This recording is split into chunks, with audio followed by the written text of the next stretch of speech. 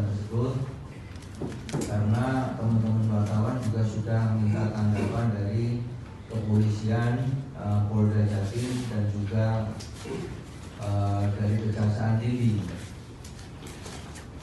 Nah, kita perlu memberikan tanggapan sesuai dengan fakta-fakta yang ada di persidangan. Jadi kita tidak akan keluar dari fakta-fakta yang terungkap dalam persidangan itu. Nah, untuk mempersingkat waktu, mungkin teman-teman bisa menanyakan kepada tim. Saya perkenalkan dulu.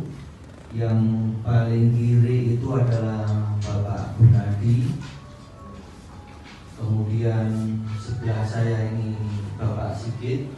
Kemudian saya sendiri Pak Musayin. Kemudian sebelah kanan saya ini Bu Utami. Kemudian ada Bu Doli dan ada Bu Karolin. Ini semua tergabung dalam kantor hukum Susilo Aribowo dan Rekan yang ada di sana. Baik, mungkin ada yang bertanya, nanti kita langsung aja kita jelaskan materinya. Kalau nanti mungkin bisa yang memberikan keterangan bisa Pak Sigit, bisa Pak Gunadi, atau bisa saya. Ya, silakan. Dari mana, Mas? Saya bingung dari TV One, Pak. Dari TV One, ya silakan, Mas. Kalau dengan vonis bebas itu, Pak, apakah sudah terdakwa Pak Sanjay, apakah sudah keluar? Terus yang kedua, Pak, Kejati tadi mengatakan bahwa terkait dengan pengembalian aset penetapan dari hakim, jaksa akan melakukan perlawanan. Jawabannya seperti apa? Saya cek dulu ya. Itu ada pengembalian terhadap uang dan barang yang tidak terkait langsung dengan PT Kam. Jadi itu uang milik pribadi dari istrinya Pak Kamal, kemudian dari beberapa orang yang memang tidak ada hubungan secara langsung dengan PT Kam.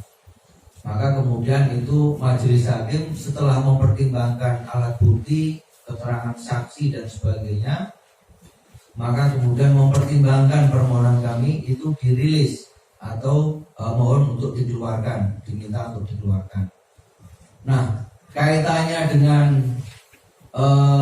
kewenangan JPU untuk melaksanakan itu memang sudah diatur di dalam undang-undang, ya. Baik itu di undang-undang kejaksaan sendiri.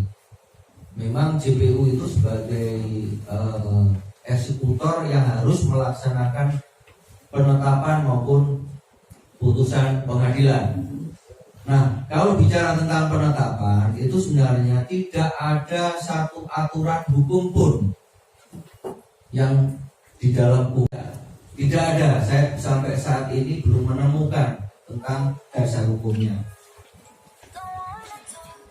Nah, kalau kemudian sekarang seperti yang saudara tanyakan, sampaikan tadi, JPU itu melakukan perlawanan, berarti jaksa itu melakukan perlawanan terhadap undang-undang kejaksaan itu tersendiri. Terserah nanti bagaimana tanggapan dari pimpinannya Kejaksaan Tinggi itu, bagaimana anggap itu. Itu kewenangan mereka. Yang jelas saya sampaikan bahwa tidak ada aturan apapun bahwa penetapan itu bisa dilawan.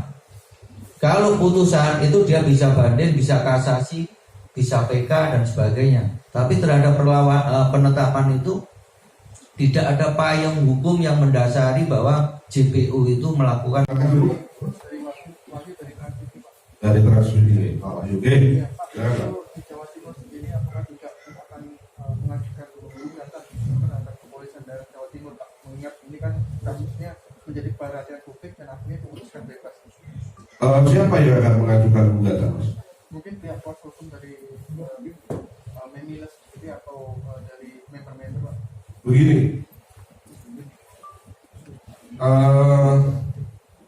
dalam minggu kemarin itu sudah diputus klien kami